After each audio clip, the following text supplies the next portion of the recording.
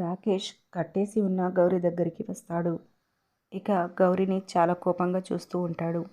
మరోవైపు జెండే శంకర్ మాట్లాడుకుంటూ చేతికి దొరికిన వాడిని అనవసరంగా వదిలేశామా అని అనిపిస్తుంది శంకర్ అని జెండే శంకర్తో అంటూ ఉండగా శంకర్ చేతికి చిక్కి రాకేష్ తప్పించుకున్నట్టు మనకి చూపిస్తారు.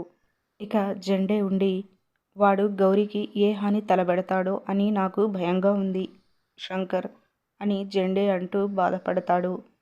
శంకర్ మాత్రం అలాగే సైలెంట్గా చూస్తూ ఆలోచిస్తూ ఉంటాడు.